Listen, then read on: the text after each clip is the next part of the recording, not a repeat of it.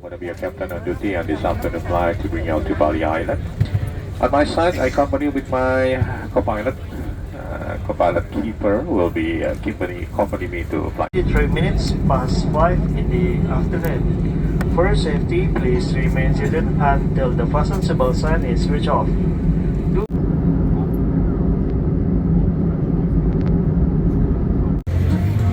Hey, how's it going, everybody? Last minute trip. I woke up, well, actually it was last night. Last night about 10 o'clock, I booked a ticket, flew over to Bali, a little over 4 hours, Bangkok to Bali, and I'm gonna hang out for Christmas, get in the surf.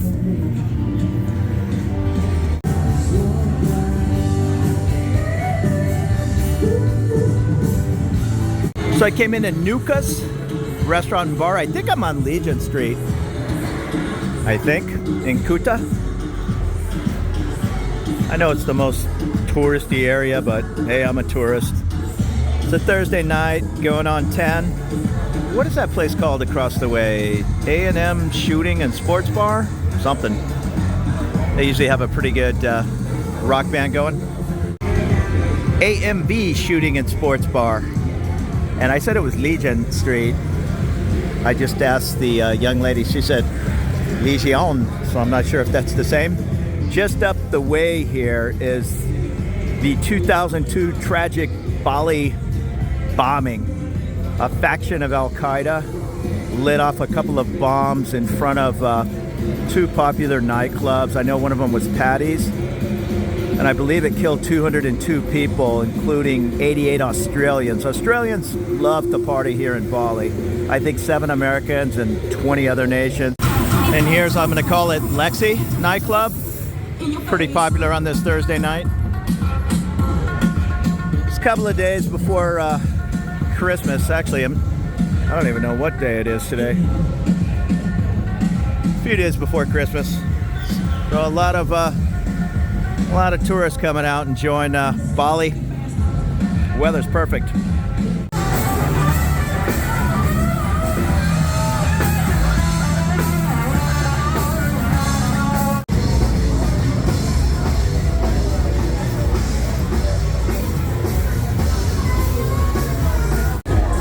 And Patty's back, going strong.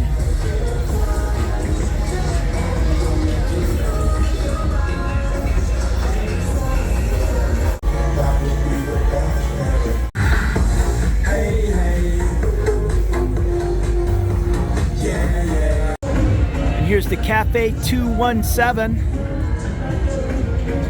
and the engine room across the way. Some live music. They have a memorial just down the street. In fact, it's a couple hundred feet away. We'll go take a peek, listing all the people that died. I think the youngest was 13. Yeah, terrible, terrible thing. A lot of nightclubs in the area. And it's one of those slingshot deals.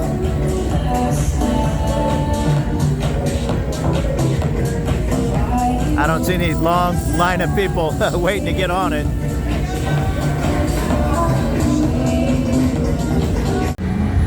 Yeah, and here's the memorial.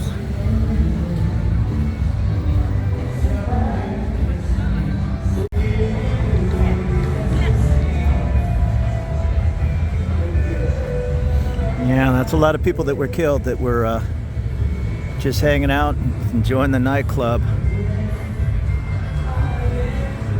I like Bali, or I wouldn't keep coming back, but it's definitely a hustle. I get it. In Kuta Beach, the most touristy part of Indonesia and even Bali. So you can't walk 3 feet without a cab driver asking you to take you somewhere or sell you some illicit substance. I mean, that's just a part of the deal. But coming from Thailand, where everything is just so mellow, I get it. They're all just trying to make a living. Doesn't bother me any. It's just a little bit different compared to Thailand. And don't get me wrong, I still love it. That's why I'm here. And I'm gonna embarrass myself in the surf for a couple of days. Maybe go scuba diving, I'm not sure. Check the conditions. but I wanted to go somewhere in Thailand and jump in the surf, but it was all 1 foot. Not that I'm any major kind of surfer, just the opposite, but I need, even myself, I need more than 1 foot of wave, and there's some pretty good swells here. There's definitely some more mellow bars, beach bars, dive bars, whatever you want to call it, but this area is more with the nightclubs and that kind of thing. Not really my scene, but it's good to see people out having fun. Traffic's always an issue around this kuta. I just came 10 kilometers from the airport to the hotel, and it took 38 minutes. You can see these streets really aren't designed for heavy-duty traffic, and yet here it is. I think this is supposed to be a one-way road, and you'll have traffic going in both directions. That just kind of adds to the confusion. Now, that's a nice old-school bike. For such a touristy kind of island paradise type place, it's not that expensive. I think I was paying 35,000 Indonesian for a beer. I'll put the exact breakdown, but I think that's $2 and something cents US. Not too bad. And I'm not going to waste too many meals at Burger King, but they have one, 24 hours if you want it.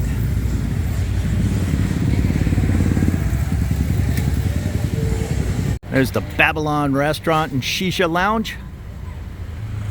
And compared to Thailand, I haven't seen any 7-Elevens, but 3 or 4 Circle K's just on this street alone. And there's the W Sports Bar.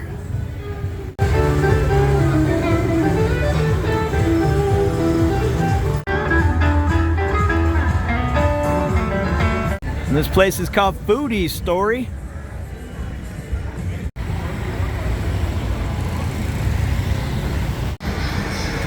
No shortage of tour shops. So I rolled in to town without a visa.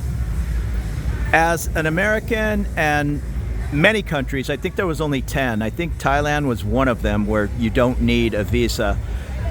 I'm pretty sure Australia, UK, the US, Canada, you need a visa, but you can get one on arrival. I'm not sure what they charged me because it was in hundreds of thousands of Indonesian dollars. I think it was about 30 or 33 US dollars, but I'm not positive. I'll post it in the up above when I look at my credit card statement. The one thing I would recommend is they did away with the customs forms on the plane. What you have to do is when you arrive, you have to do your customs at one of the computers that they have, so there's lines, or you can download the app. So I'll put a link to the app. Get that customs form, download it, and then you go directly to the customs line, wait 5 minutes, and they just scan your QR code. They look at your answers. You're not bringing in more than X amount of cash, on and on, whatever it is, 20,000 US or equivalent in Indonesian money. You're not bringing meat. Now, they did say on the plane, if you're bringing illegal drugs in, it could be under penalty of death. So I would not recommend doing anything stupid. And you can get that visa online. There are, how do I put it, travel agencies that'll take care of that visa for you, and oftentimes they'll even try to charge like an extra 20 bucks. Don't waste your money on that. I wouldn't even recommend doing the visa online. I was going to do it at the Indonesian website for the same money, whatever it was, 30, I'm saying 33. That's a nice bike. I think it was 30 bucks, something like that. But it said you had to do it no later than 48 hours before your trip. And I literally bought this ticket last night and just jumped on a plane at 11 this morning. So it was no big deal. We all got off the plane. We all went straight to the VOE or whatever it was, Visa on Demand, VOD maybe, or Visa on Arrival. And it took 2 minutes. They didn't really ask any questions.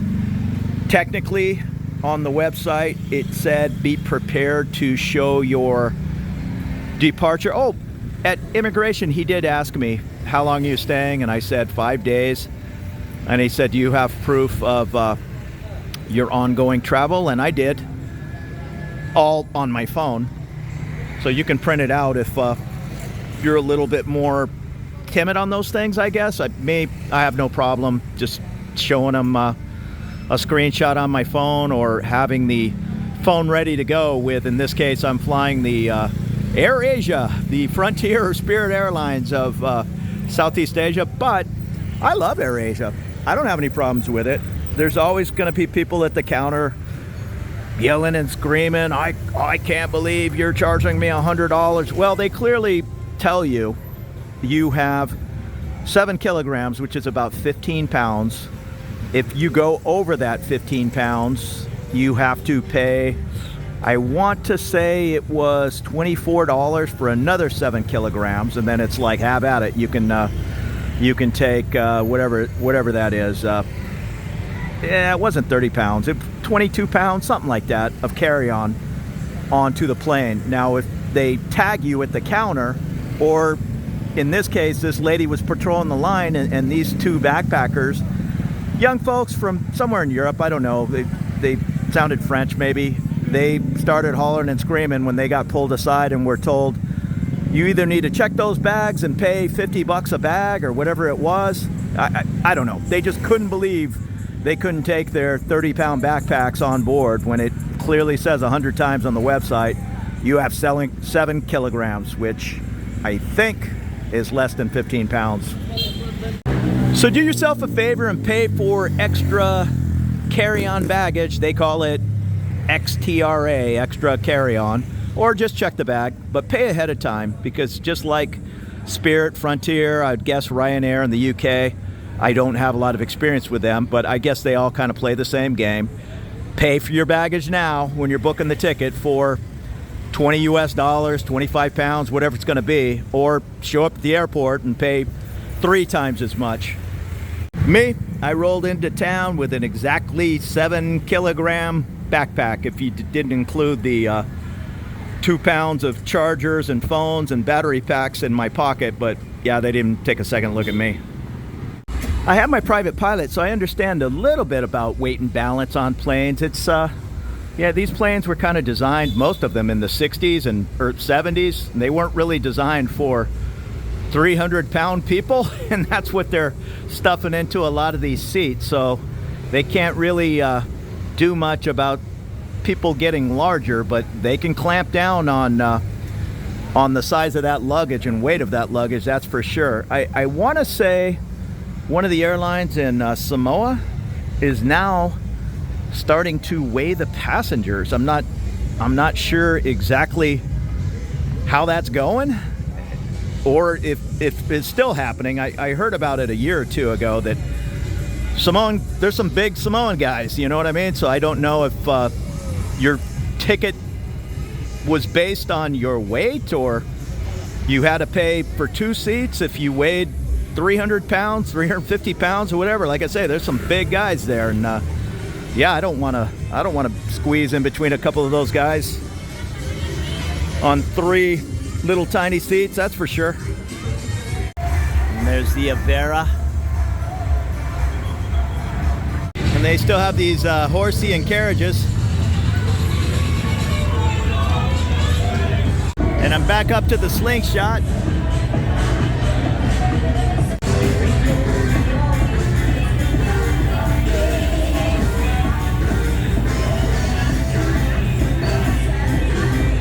Nah, not for me.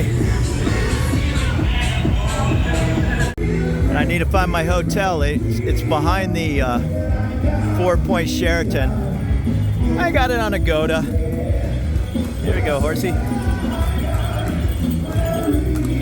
It was your basic $150 room for $33, 1 left. Whatever, it's a fine room. Nice and clean, good air conditioning. I flipped the TV on real quick, and it had it was on set to ESPN, so good enough. Yeah, these are some tight little streets. even for motorbikes. They do have Grab, and I have Grab on my phone over here with my credit card hooked up, and it's been working like a charm. Here's the Happy Bar. And I've never stayed at this hotel, but it's fine. It had good reviews, right next door to the 4 Points by Sheraton, which I think was $175 a night. So yeah, I mean, if you absolutely want a guaranteed nice place, there's plenty of options at somewhat affordable rates. But I'm just here by myself. I don't need to even spend $100 a night. Just a clean place. 300 meters, it said, from Kuta Beach, and that's where I'm going to spend most of my time. And here's the Corey Restaurant and Bar. And here's Burroughs Sports Bar.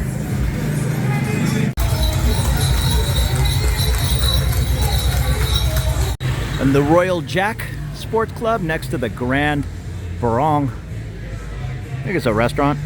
An example of how tight the roads are. This is my little street. This is actually a two-way road.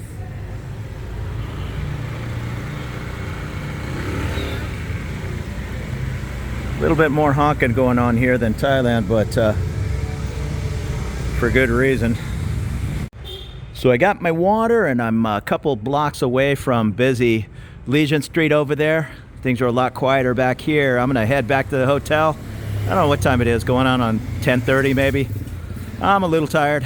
Couple 2-3 hours sleep last night and a busy travel day. I'm gonna hit the rack early and get out on the beach.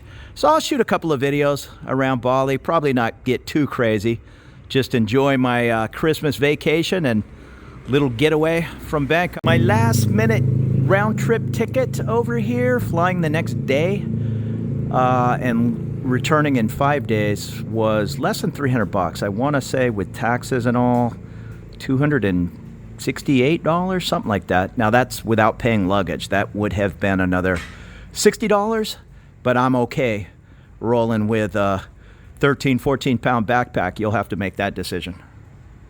And that's where I'm staying, the Adi Dharma. This right here where you see the lights is the 4 Points, and just down the way it says 100 meters, right where that motorbike is my hotel. So yeah, no problem at all. So here's my place. I'll show it to you in the day. This is all open air reception, and over here an open air breakfast area. I think I paid $4 or $5 for the continental breakfast. I see a bunch of just serving dishes. I'm sure it's fruit and eggs, the basics. No complaints.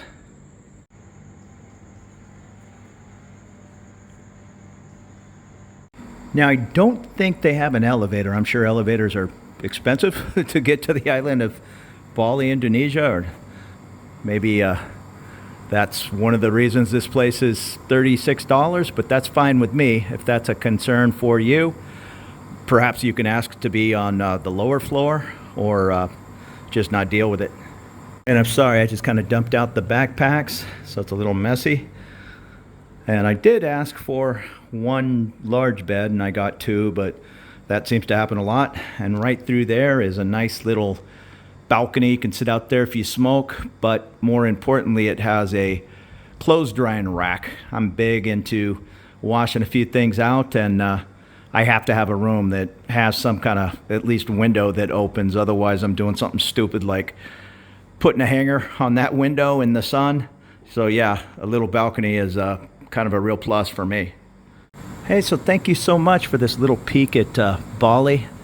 I'm based in Bangkok, Thailand, so that's the majority of my videos, but I'm running all around. If this is still considered Southeast Asia, I'm not sure. I think it is.